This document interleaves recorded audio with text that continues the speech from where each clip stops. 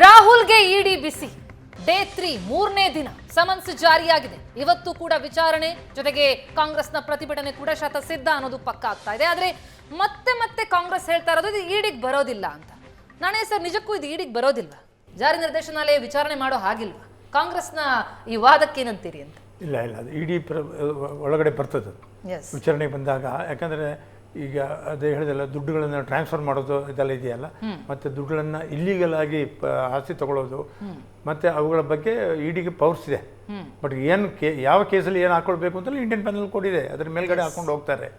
But ಕಾನೂನು ಪರಿಮಿತಿ ಒಳಗಡೆ ಅವ್ರಿಗೆ ಕೆಲಸ ಮಾಡಬೇಕು ಹೊರತು ಹೊರಗಡೆ ಮಾಡಿಕೊಡುದು ಅಂತ ಇದೆ. ಅದು ಮಾಡಿದ್ರೆ ಅದನ್ನು ಹೈಕೋರ್ಟಿಗೆ ತಗೊಂಡೋಗಿ ಕ್ವಾಶ್ ಮಾಡಲಿಕ್ಕೆ ಅರ್ಜಿ ಹಾಕಿ ಅದನ್ನು ಕ್ವಾಶ್ ಮಾಡೋಕ್ಕೆ ಕೇಳ್ಕೊಳ್ಬೋದು. ಇಡಿ 100% ಪವರ್ಸ್ ಇದೆ ಎನ್ಕ್ವೈರಿ ಮಾಡೋದಕ್ಕೆ. ಈಗ ನಮ್ಮಲ್ಲಿ ನೂರಾರು ಕೇಸುಗಳು ನಡೀತಾ ಇದೆ, ಬೆಂಗಳೂರಲ್ಲಿ ನಡೀತಾ ಇದೆ ನೂರಾರು ಕೇಸುಗಳು. ಹೇಗೆ ಈ ಎಂಥ ಆಸ್ತಿಗಳನ್ನು ನೀವು ಹೆಂಗೆ ಗಳಿಸ್ತೀರಿ? ಯಾಕಂದರೆ ಹಣದ ದುರುಪಯೋಗ ಎಲ್ಲಿ ಆಗಿದೆಯಾ ಇಲ್ವೋ? ದುರುಪಯೋಗ ಅಂದರೆ ಹೀಗೆ, ಅದು ಯಾರಿಂದ ದುಡ್ಡು ಬಂತು, ಹೇಗೆ ಬಂತು. ಈಗ ಫಾರಿನಿಂದ ದುಡ್ಡು ಬರ್ತದೆ, ಅದಕ್ಕೆ ಅಕೌಂಟ್ ಎಲ್ಲಿ ಸಿಗ್ತದೆ? ಅದನ್ನ ಬಗ್ಗೆ ಈಗ ಇಷ್ಟು ದುಡ್ಡು ನಿಮ್ಗೆ ಎಲ್ಲಿಂದ ಬಂತು ಅಂತ ಒಂದು ಪ್ರಶ್ನೆ ಬರ್ತದೆ. ಅದಕ್ಕೆ ಅವರು ಉತ್ತರ ಕೊಡಬೇಕಾಗ್ತದೆ. ಹಣ ವರ್ಗಾವಣೆ ಆದಾಗ ಹಣ ಮೇನ್ಲಿ ಹಣ ವರ್ಗಾವಣೆಯಲ್ಲಿ ಇಡಿ ಡೈರೆಕ್ಟ್ ಪವರ್ ಸಿಕ್ಕೋದು ಹಣ ವರ್ಗಾವಣೆಯಲ್ಲಿ ಬರ್ತದೆ. ಬಂದಾಗ ಇಂಡಿಯನ್ ಪ್ಯಾನಲ್ ಕೋರ್ಟ್ ಕೆಳಗಡೆ ಕೇಸ್ ರಿಜಿಸ್ಟರ್ ಮಾಡಿಕೊಂಡು ಕ್ರಮ ತಗೊಳ್ತಾರೆ. ಎಸ್, ಈಗ ನಿಜಕ್ಕೂ ಸೂರಜ್ ಅವರೇ, ಈಗ ಪ್ರತಿಭಟನೆ ಅಸ್ತ್ರನ ಇದಕ್ಕೆ ಒಂದೊಮ್ಮೆ ಸರಿ ಅನಿಸ್ತಿಲ್ಲಪ್ಪ, ವಿಚಾರಣೆ ಆಗ್ತಾ ಇರೋದು ಸರಿಯಾದ ಕ್ರಮ ಅಲ್ಲ, ಏನೋ ಕೇಂದ್ರ ಸರ್ಕಾರವೇ ಇದರಲ್ಲಿ ನಿಜಕ್ಕೂ ಟಾರ್ಗೆಟ್ ಮಾಡಿ ಮಾಡ್ತಾ ಇದೆ, ಈಗೆಲ್ಲ ಕಾನೂನಾತ್ಮಕ ಹೆಜ್ಜೆ ಇಡಬಹುದಲ್ಲ? ಈ ರೀತಿಯಲ್ಲಿ ಇಡೀ ದೇಶಾದ್ಯಂತ ಪ್ರತಿಭಟನೆಯನ್ನು ಮಾಡುವಂಥದ್ದು ಪ್ರತಿನಿತ್ಯವೂ ಕೂಡ ನಾವು ಗಮನಿಸ್ತಾ ಇದ್ದೀವಿ. ಯಾವ ರೀತಿಯ ಹೈಡ್ರಾಮಾಗಳಾಗ್ತಾ ಇವೆ ಅಂತ ಅನ್ನೋದನ್ನ ಈ ಜಟಾಪಟಿ ಬೇಕಿತ್ತು ಅಥವಾ ರಾಜಕೀಯ ಲಾಭಕ್ಕೋಸ್ಕರ ಇದೆಲ್ಲವನ್ನ ಕಾಂಗ್ರೆಸ್ ಗೊತ್ತಿದ್ದು ಮಾಡ್ತಿದ್ಯಾ? ಅಲ್ಲಮ್ಮ, ನಾನು ಕೇಳೋದು, ನೀವು ಇದೇ ಚುನಾವಣೆಗಳು ಬಂದಾಗ ಮಾತ್ರ IT ರೇಡು, ET ರೇಡು, ED ರೇಡು ಜಾಸ್ತಿ ಆಗ್ತವ? ಅದೇನು ಬರೀ ಚುನಾವಣೆಗಳಿಗೆ ಹೋಗೋ ರಾಜ್ಯಗಳಲ್ಲಿ ಮಾತ್ರ ಜಾಸ್ತಿ ಆಗ್ತವ? ಮುಂಚೆನೆ ವಿಚಾರಣೆ ನೀವೆಲ್ಲ ಮಾಧ್ಯಮದಲ್ಲಿ ಇರೋರು ಎಷ್ಟು ವರ್ಷದಿಂದ ನೋಡ್ತಾ ಇದೀವಿ ಇದನ್ನ. ನಾವು ಯಾವ ರೀತಿ ಬೆಳೆಸ್ಕೊತಾ ಇದ್ದಾರೆ ಇದನ್ನ? ಅದನ್ನ ಕೇಳೋದು ತಪ್ಪ ಅಲ್ಲ? ಈಗ ಹಾಗಾದ್ರೆ ಪ್ರಶ್ನಿಸೋದು ತಪ್ಪ ಅಕ್ರಮ ಆದಾಗ? ರೆಪ್ರೆಸೆಂಟೇಟಿವ್ಸ್ ಆಫ್ ಪೀಪಲ್ ಆಕ್ಟ್ ಪ್ರಕಾರ ಅದು ಪೊಲಿಟಿಕಲ್ ಪಾರ್ಟಿ, ನಮ್ದು ಪೊಲಿಟಿಕಲ್ ಪಾರ್ಟಿ. ಆ ಪೊಲಿಟಿಕಲ್ ಪಾರ್ಟಿ ಎಲ್ಲಿ ಖರ್ಚು ಮಾಡ್ತಾರೆ ಕೊಡಲ್ವಂತ ಲೆಕ್ಕನ? ನೀವು 50 ಲಕ್ಷ ಎಲ್ಲಿ ಕೊಟ್ರಿ ಹೇಳಿ ಅಂತ ಹೇಳ್ತೀರಾ? ನೀವು ಹೇಳ್ಬೇಡಿ, ನಾವು ಹೇಳಲ್ಲ. ಪ್ರಶ್ನೆ ಅದಲ್ಲ. ನನಗಿರೋ ಕಾನೂನು ನಮ್ಗೆ ಒಪ್ಪಳ ಆಗಬೇಕು. ರಿಜಿಸ್ಟರೇ ಆಗದೆ ಇರೋಂಥ RSS ಕಂಪನಿಗೆ ನೀವು ಎಷ್ಟು ಪ್ರಾಪರ್ಟಿ ಕೊಟ್ಟಿದ್ದೀರಾ ತೆಗೀರಿ, ಹಾಕಿ ಪ್ರೈವೇಟ್ ಕಂಪ್ಲೇಂಟ್ ತೆಗೀರಿ.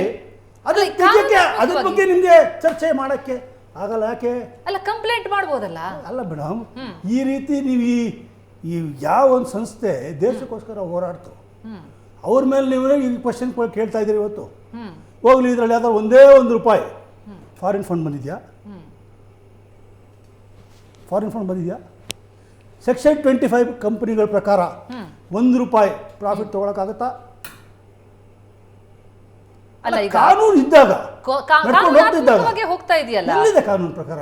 ಕಾನೂನು ಪ್ರಕಾರ ಆಗಿಲ್ಲ, ಬರುತ್ತೆ ಅನ್ನೋದು ಕಾನೂನು ಪ್ರಕಾರ. ಆಮೇಲೆ ಇನ್ನೊಂದು ನೋಡಿ, ನೆಕ್ಸ್ಟ್ ಕರ್ನಾಟಕ ಚುನಾವಣೆ ನೋಡಿ, ಗೋವಾಲ್ ನೋಡಿ, ಮಹಾರಾಷ್ಟ್ರಲ್ಲಿ ನೋಡಿ, ಬರೀ ಅಪೋಸಿಷನ್ ಲೀಡರ್ಗಳು ಮಾತ್ರ ಅವ್ರ ಮೇಲೆ ನೀವು ರೇಡ್ಗಳ? ಅದೇ ಪರ್ಸನ್ನು BJP ಜಾಯ್ನ್ ಆದ ತಕ್ಷಣ ಹೇಮಂತ ಬಿಶ್ವ ಶರ್ಮಾ 100 ಎಕ್ಸಾಂಪಲ್ ಕೊಡಬಲ್ಲ ನಾನು. ಅವ್ರ ರೇಡು ಇಲ್ಲ, ಕೇಸು ಇಲ್ಲ. ತೊಳಿತೀರಾ ನೀವು? ಅನಿಲ್ ಚಳಗೇರು ಏನ್ ಹೇಳ್ತೀರಿ ಈ ಆರೋಪಕ್ಕೆ? ಮೊದಲನೇ ಪಾಯಿಂಟ್ ಹೇಳ್ತೀನಿ. ಲೀಗಲ್ ಆಗಿ ರಾಹುಲ್ ಗಾಂಧಿ ಅವರಿಗೆ PMLA money laundering act section 50ಯಲ್ಲಿ ನೋಟಿಸ್ ಕೊಟ್ಟು ಯಂಗ್ ಇಂಡಿಯಾದ ಬಗ್ಗೆ ಡಾಕ್ಯುಮೆಂಟ್ ಕಲೆಕ್ಷನ್ ಮತ್ತು ಇನ್ವೆಸ್ಟಿಗೇಷನ್ ಇಷ್ಟಕ್ಕೆ ಕರೆದಿದ್ದು.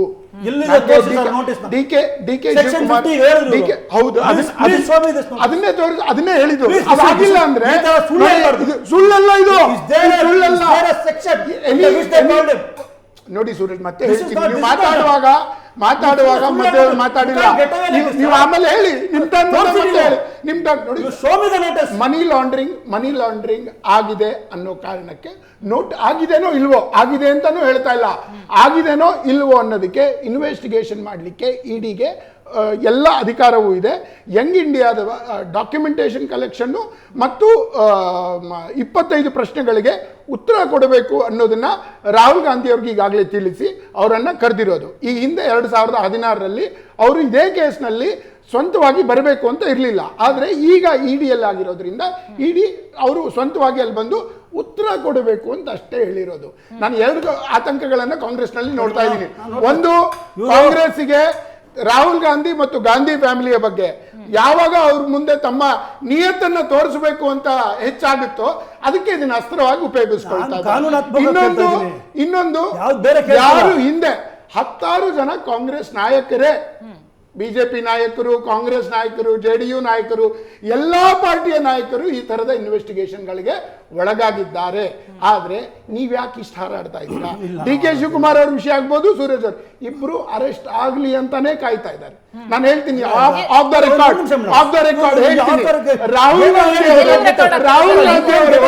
ಆಕ್ಟಿವ್ ಆಗಿ ಯಾವತ್ತಿನವರೆಗೆ ಕಾಂಗ್ರೆಸ್ಸಿನ ಆಕ್ಟಿವ್ ಪಾಲಿಟಿಕ್ಸ್ ಅಲ್ಲಿ ಇರ್ತಾರೆ. ಯಾರಿಗಾದ್ರೂ ಉಪಯೋಗ ಆಗ್ಬೋದು ಅಂದ್ರೆ ಬಿಜೆಪಿ ಮಾತ್ರ ಉಪಯೋಗ.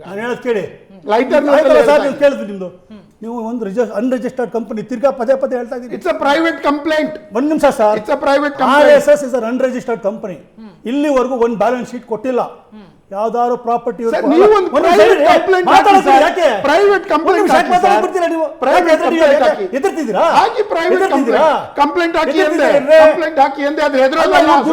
ಕಲೆಕ್ಟ್ ಮಾಡ್ತಾರಲ್ಲ, does it not amount to PMLA? ಅಲ್ಲ, ಕಂಪ್ಲೇಂಟ್ ತಗೊಳ್ರಿ, ನಮ್ಮಲ್ಲಿ ತಗೊಂಡ್ಬೇಕಾದ್ರೆ case. Why not on them? ಇದು Subramanian Swamy unregistered company. It's a private case by a lawyer. Can it collect money? Can it own properties? Can it have bank account? ಹಾಕಿ sir, ನನ್ಗೊಂಡ್ರಲ್ಲ sir, case ಹಾಕಿ sir. ನಾವು ಎದುರ್ತಾ ಇಲ್ಲ, case ಹಾಕಿ ಅಂತ ಹೇಳ್ತಾ ಇದ್ದೀವಿ. ಅಯ್ಯೋ, ಇಂಥ ಪ್ರಯತ್ನಗಳು ಅನೇಕ ಬಾರಿ ಆಗಿದೆ. ಇಂಥ RSS ಮಾತಾಡುವಂತ ಇಂಥ ಪ್ರಯತ್ನಗಳು ಅನೇಕ ಬಾರಿ ದೇಶದಲ್ಲಿ ಆಗಿದೆ. ಅನ್ಸ್ಕೊಂಡಿದ್ದೀರಾ? ನಾನು ಅನ್ರಿಜಿಸ್ಟರ್ಡ್ ಕಂಪನಿ ದುಡ್ಡು ಕಲೆಕ್ಟ್ ಮಾಡ್ತಾರೆ, ಪ್ರೈವೇಟ್ ಸರ್ ಹಾಕಿ ಚಾಲೆಂಜ್ ಮಾಡ್ತಾರೆ ಮಾತ್ರ ಹೋಗ್ತೀರಾ ನೀವು? ಅವ್ರಿಗೊಂದು ಕಾನೂನು, ನನ್ಗೊಂದು ಕಾನೂನು ಅಲ್ಲ. ಈಗ ಕೇಸ್ ಆಗಿದೆ, ಈಗ ವಿಚಾರಣೆ ನಡೀತಾ ಇದೆ, ವಿಚಾರಣೆ ಹಿಡಿಯೋದು ನಿಮ್ ಧರ್ಮ. ಅದನ್ನೇ ಮಾಡ್ತಾ ಇದ್ದಾರೆ. ಆಮೇಲೆ ಬರ್ತೀನಿ ನೋಡ್ಕೊಂಡು ಅಂತ ಹೇಳೋದಲ್ಲ. ಯಾರಿಗೆ ಹೇಳ್ತಾ ಇದ್ದೀರಾ? You running the government, both state and centre. ಅದನ್ನೇ ಮಾಡ್ತಾ ಇರೋದಲ್ಲ. 10 ವರ್ಷ ನೋಡಿ ಮೇಡಮ್, 2012 ಆಗಿರೋ ಕೇಸು 10 ವರ್ಷ ಡಾಕ್ಯುಮೆಂಟೇಶನ್ ಕಲೆಕ್ಟ್ ಮಾಡಿ, ಕೇಸ್ ಬಿಲ್ಡ್ ಮಾಡಿ, ಅನೇಕ ಕೋರ್ಟ್ಗಳ ಬಾಗಿಲು ತಟ್ಟಿ ಕೇಸ್ ಇವತ್ತಿಗೆ ಇಲ್ಲಿಗೆ ಬಂದಿರೋದು 10 ವರ್ಷಗಳ ನಂತರ.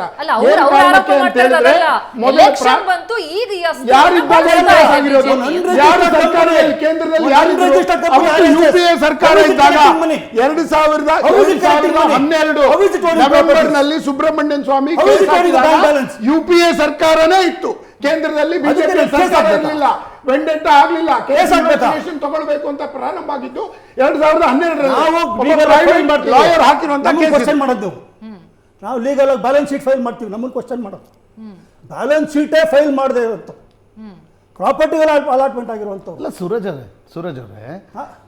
ನೀವೊಂದು ಪ್ರೈವೇಟ್ ಕಂಪ್ಲೇಂಟ್ ಫೈಲ್ ಮಾಡಿ RSS ಸಂಬಂಧಪಟ್ಟ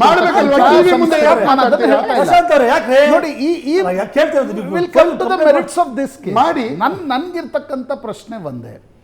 ಒಂದು ರಾಜಕೀಯ ಪಕ್ಷ ಇನ್ನೊಂದು ಕಮರ್ಷಿಯಲ್ ಎಂಟಿಟಿಗೆ ಇಂಟ್ರೆಸ್ಟ್ ಫ್ರೀ ಲೋನ್ ಅನ್ನ ಕೊಡಬಹುದಾ? 90 ಕೋಟಿಯಷ್ಟು ಹಣವನ್ನ ಜನರಿಂದ debt converted to equity.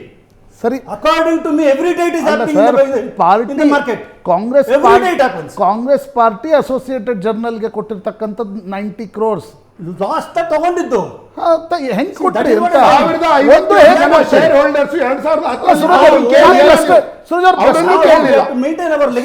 Suraj ಅವ್ರ ಪ್ರಶ್ನೆ ಕೇಳ್ಬಿಡ್ತೀನಿ. ಸರಿ, ನೀವು ಟು ಮೇಂಟೈನ್ ದ ಲಿಗಸಿ ಕೊಟ್ರಿ. ನಂತರದ ನೋಡಿ, ಸುಬ್ರಹ್ಮಣ್ಯ ಸ್ವಾಮಿ ಪ್ರೈವೇಟ್ ಕಂಪ್ಲೇಂಟ್ ಅಲ್ಲಿ ಇರ್ತಕ್ಕಂಥ ದೂರ ಏನಿದೆ, ಸೋನಿಯಾ ಮತ್ತು ರಾಹುಲ್ ಗಾಂಧಿ ಅವರು ಕಾಂಗ್ರೆಸ್ನ ಅಧ್ಯಕ್ಷರಾಗಿ ಅಲ್ಲಿ ಡೈರೆಕ್ಟರ್ಸ್ ಆಗಿರಲಿಲ್ಲ. As A private person, Young Indian in limited company ಇದೆ, ಸೆಕ್ಷನ್ 25 ಪ್ರಕಾರ ದಾಖಲಾಗಿರ್ತಕ್ಕಂಥ ಒಂದು ನಾನ್ ಪ್ರಾಫಿಟ್ ಚಾರಿಟೇಬಲ್ ಇನ್ಸ್ಟಿಟ್ಯೂಷನ್. ಅವರು ಕೇವಲ 50 ಲಕ್ಷ, ಅದು ಒಂದು ಶೆಲ್ ಕಂಪ್ನಿಯಿಂದ 1 ಕೋಟಿ ಹಣವನ್ನು, ಈಗ ಅದು ಶೆಲ್ ಅನ್ನೋದು ಬೇಡ ಬಿಡಿ, 1 ಕೋಟಿ ಹಣ ತೆಗೆದುಕೊಂಡು 50 ಲಕ್ಷ ಹಣವನ್ನು ಇನ್ವೆಸ್ಟ್ಮೆಂಟ್ ಮಾಡಿ 2,000 ಕೋಟಿಗೂ ಹೆಚ್ಚಿರ್ತಕ್ಕಂಥ ರಿಯಲ್ ಎಸ್ಟೇಟ್ ಪ್ರಾಪರ್ಟಿ ಇರ್ತಕ್ಕಂಥ ಒಂದು ಸಂಸ್ಥೆಯನ್ನು ಟೇಕ್ ಓವರ್ ಮಾಡ್ತಕ್ಕಂಥ ಪ್ರಯತ್ನವನ್ನು ಮಾಡಿದರು. 2,000 ಕೋಟಿ ಇವತ್ತಿನ ವ್ಯಾಲ್ಯೂ ಪ್ರಶಾಂತ್. ಸರ್ ಇವತ್ತು ಬಿಡಿ, Yes, ಇವತ್ತು ಬೇಡ, ನಾನು ಅನ್ನೋದು ಒಂದು ಅಲ್ಲ, 2015 ಹಾಕಿರೋದು. ಇಷ್ಟು ದಿನ ನಾನು ಕೇಳ್ತಾ ಇರ್ತಕ್ಕಂಥ ಪ್ರಶ್ನೆ, ಸರಿ, ನೀವು ಒಂದು ಪಕ್ಷ ಕೊಟ್ಟಿರ್ತಕ್ಕಂಥ ದೇಣಿಗೆಯನ್ನ ನೀವು ಅದನ್ನ ಇನ್ಸ್ಟಿಟ್ಯೂಷನ್, ಈಗ ನಾನು ಸುವರ್ಣ ನ್ಯೂಸ್ನಲ್ಲಿ ಕೆಲಸ ಮಾಡ್ತೀನಿ ಅಲ್ವಾ, ಹಾಗಂತ ನಾನೊಬ್ಬ ಇಂಡಿವಿಜುವಲ್ ಯಾವುದೋ ಒಂದು ಟ್ರಸ್ಟ್ನಲ್ಲಿ ಇದ್ದ ತಕ್ಷಣ ಸುವರ್ಣ ನ್ಯೂಸ್ ಇದ್ದಾಗ ಆಗಲ್ಲ. ಅದೇ ಪ್ರಶ್ನೆ ಪಬ್ಲಿಕ್ ಡೊಮೇನ್ನಲ್ಲಿ ಎಲ್ಲರೂ ಕೇಳ್ತಾ ಇರ್ತಕ್ಕಂಥದ್ದು. ಸೋನಿಯಾ ಅಂಡ್ ರಾಹುಲ್ ಗಾಂಧಿ ಇಬ್ರು ಕೂಡ ಒಂದು ಪ್ರೈವೇಟ್ Private ಅಲ್ಲ. 38% ಎಕ್ಸ್ ಆಫಿಷಿಯೋನ ಸರ್. ಈಗ Young Indian 25 company, sir, Section section- 25 sir, company. ಸರಿ, sir, It's not an individual sir, company. Sir, ಅವ್ರು company ಹೇಳ್ತಾ ಇಲ್ಲ. 36 ಶೇರ್ ಹೋಲ್ಡರ್ಸ್ ಅಲ್ವಾ ಸರ್, ಅವ್ರು ಇಂಡಿವಿಜುವಲ್ಸ್ ಅಲ್ವಾ ಸರ್, 5,000 ಜನ ಅವ್ರನ್ನ ಸಾಕು, ಇನ್ವೆಸ್ಟಿಗೇಷನ್ ಸರ್, ಮಾಡಬೇಕಲ್ಲ. ಅವ್ರೇನು ex officio ಆಗಿ ಆಗಿರೋದು. ಎಕ್ಸ್ ಆಫಿಷಿಯೋ ಆಗಿ ಡೈರೆಕ್ಟರ್ ಆಗಿರ್ತಾರೆ. Congress president will be directors ಅಂತ ಇದೆನಾ? ಇಲ್ಲ. ಸೋನಿಯಾ ಗಾಂಧಿ, ರಾಹುಲ್ ಗಾಂಧಿ 38% ಸ್ಟೇಕ್ಸ್ ಇದೆ. ಹೌದು. ಕೇಳ್ತಾ ಇರ್ತಕ್ಕಂಥ ಪ್ರಶ್ನೆ, ಒಂದು ಪಕ್ಷದ ಪ್ರಾಪರ್ಟಿಯನ್ನ ಹೇಗೆ ಪ್ರೈವೇಟ್ ಎಂಟಿಟಿಗೆ ಬಳಸ್ಕೊಳ್ತಾರೆ? Private entity ನಾಳೆ doesn't Rajiv Gandhi you foundation ಇದೆ. can't even take a single rupee. Section ಅಷ್ಟೇ ಅಲ್ಲ, 25 ಆ company. private You entity can't- ಅನ್ನ you- ಉಳಿಸ್ಲಿಕ್ಕೆ sir, ಲಕ್ಷಾಂತರ ಇವ್ರು ರೂಪಾಯಿ ಬಾಡಿಗೆ ಬರುತ್ತೆ. Private entity Section sir, 25 company ಯು ಇದೆ. ನೋ ಐಟಿಒದಲ್ಲಿ ನ್ಯಾಷನಲ್ ಹೆರಾಲ್ಡ್ ಬಿಲ್ಡಿಂಗ್ ಇದೆ, ಬಹದ್ದೂರ್ ಶಾ ಜಫರ್ ಮಾಲ್, ಲಕ್ಷಾಂತರ ರೂಪಾಯಿ ಅದಕ್ಕೆ ಬಾಡಿಗೆ ಬರುತ್ತೆ. ಹೌದು. ಇಂದೋರ್ನಲ್ಲಿದೆ, ಪಂಚಕುಲಾದಲ್ಲಿದೆ, ಹರಿಯಾಣ ಸರ್ಕಾರ ಪಂಚಕುಲಾದಲ್ಲಿ ಕೊಟ್ಟಿದೆ. ಭೂಪಿಂದರ್ ಸಿಂಗ್ ಹುಡ್ಡಾ ಸರ್ಕಾರ ಇದ್ದಾಗ ಬಿಲ್ಡಿಂಗ್ ಅನ್ನು ಕೊಟ್ಟಿರ್ತಕ್ಕಂಥದ್ದು. ನಿಮ್ಗೆ ಪ್ರಶ್ನೆ ಕೇಳ್ತೀರ, ಹಂಗಾದ್ರೆ ಪಾಸ್ಪೋರ್ಟ್ ಆಫೀಸ್ ಅಲ್ಲಿದೆ ಅಂದ್ರೆ ಇಲ್ಲಿಗಲ್ಲ. ಇಲ್ಲಿಗಲ್ ಅಂತ ಹೇಳ್ತಾ ಇಲ್ಲ, ನಾನು ಹೇಳ್ತಾ ಇರೋದು ಆ ರಿಯಲ್ ಎಸ್ಟೇಟ್ ಪ್ರಾಪರ್ಟಿ ಏನಿದೆ ಅದನ್ನ ಅಕ್ವೈರ್ ಮಾಡಲಿಕ್ಕೆ. ಅಂದ್ರೆ ಈಗ ಇರೋ ಪ್ರಶ್ನೆ ಅಷ್ಟೇ, ಲೆಗಸಿ ಉಳಿಸ್ಕೊಳ್ಳೋ ಪ್ರಯತ್ನ ಅಲ್ಲ, ಅಲ್ಲಿದಂತ ಆಸ್ತಿಯನ್ನ ಹೊಡೆಯುವಂತ ಪ್ರಶ್ನೆ ಅಥವಾ ಆಸ್ತಿ ಒಡೆದು ಪ್ರಾಫಿಟ್ ತಗೊಳ್ಳೋದಿಲ್ಲ madam. I can't draw salary, I can't take a single rupee. Ask them to prove it. ಅಲ್ಲ ಹಾಗಾದ್ರೆ ಏನು ಇಲ್ಲದೇನೆ ಪ್ರಕರಣ ಆಗೋಯ್ತಾ? ಹಾಗಿದ್ರೆ ಕೋರ್ಟ್ ಕಟಕಟೆವರೆಗೆ ಹೋಯ್ತಾ? ಕೋರ್ಟ್ ಅದನ್ನ ಕೋರ್ಟ್ ಅದಕ್ಕೆ ಹೇಳಿದ, ಕೋರ್ಟ್ ಅದಕ್ಕೆ ಜಾಮೀನು ಕೊಟ್ಟರು. ಅಪರಾಧಿಕ ಉದ್ದೇಶ ಇದೆ ಅಂತ ಸರ್, ಹೇಗೆ ಕೋರ್ಟ್ ಹೇಳುತ್ತೆ ಜಾಮೀನು ಹಾಗಿದ್ರೆ? ಜಾಮೀನ್ ಕೊಟ್ಟಿರೋದು ಬೇರೆ, ಜಾಮೀನ್ ಇಡಿ ಕೇಸ್ ಕೊಟ್ಟಿದೆ. ಬೇರೆ. ಇಲ್ಲಿ ಹವಾಲಾ ಮನಿ ಲಾಂಡ್ರಿಂಗ್ ಆಗಿರೋದ್ರಿಂದ ಎಕ್ಸ್ಪ್ಲನೇಷನ್ ಅಲ್ಲ, ಪ್ರೂವ್ ಮಾಡಕ್ಕೆ ಮನೆಯಿಂದ ಅರೆಸ್ಟ್ ಮಾಡೋದು, ಮನೆಯಿಂದ ಅರೆಸ್ಟ್ ಮಾಡಿ ಪ್ರೂವ್ ಮಾಡಕ್ಕೆ ಕರೆದಿರೋದು, ಪ್ರೂವ್ ಮಾಡಕ್ಕೆ ಕರೆದಿರೋದು, ಪ್ರೂವ್ ಮಾಡಕ್ಕೆ ಕರೆದಿರೋದು. Under section so and so hawala PMLA section ಅದಕ್ಕೆ ಕರೆದಿದೆ. PMLA ಸೆಕ್ಷನ್ 50ಯಲ್ಲಿ PMLA ಸೆಕ್ಷನ್ 50ಯಲ್ಲಿ ಅವರೆಲ್ಲ ಇಂಡಿವಿಜುವಲ್ ಆಗಿ ಇನ್ವೆಸ್ಟಿಗೇಷನ್ ಮಾಡಲಿಕ್ಕೆ ಕರೆದಿರೋದು. ಮನಿ ಲಾಂಡ್ರಿಂಗ್ ಅವರನ್ನ ಕರೆದಿರೋದು. No sections have been quoted. Yes ತನಿಖೆ ಹಾದಿ ಸರಿ ಇಲ್ಲ ಅನ್ನತ್ತೆ ಕಾಂಗ್ರೆಸ್, ಸರಿ ಇದೆ ಅನ್ನತ್ತೆ ಬಿಜೆಪಿ. ನಿಜಕ್ಕೂ ಕಾನೂನಾತ್ಮಕವಾಗಿ ಏನಾಗ್ತಾ ಇದೆ ಅನ್ನೋದ್ರ ಬಗ್ಗೆ ಚರ್ಚೆ ಇನ್ನಷ್ಟು ಮುಂದುವರಿಲೇಬೇಕು. ಮೊದಲ ಬಾರಿ ಆಗ್ತಾ ಇಲ್ಲ. ಎಸ್ ಸೂರಜ್ ಹೆಗಡೆ ಅವರು ಬಿಜೆಪಿ ಮೇಲೆ ಟೀಕೆ ಮಾಡಿ ನೋಡಿ, ಎಲ್ಲಾ ರಾಷ್ಟ್ರೀಯ ಪಕ್ಷಗಳು, ರಾಜಕೀಯ ಪಕ್ಷಗಳು ತಮ್ಮ ಬಳಿ ಇರ್ತಕ್ಕಂಥ ತನಿಖಾ ಸಂಸ್ಥೆಗಳನ್ನು ಈಗ ಉಪಯೋಗಿಸಿವೆ. ಸೂರಜ್ ಹೆಗಡೆ ಅವರು ಪ್ರಶ್ನೆ ಉತ್ತರ ಕೊಡಬೇಕಾಗತ್ತೆ. ಮಾಯಾವತಿ ಮತ್ತು ಮುಲಾಯಂ ಸಿಂಗ್ ಯಾದವ್ರನ್ನ ಹೇಗೆ ಬಳಸ್ಕೊಳ್ತಾ ಇತ್ತು ಕಾಂಗ್ರೆಸ್? ಎಸ್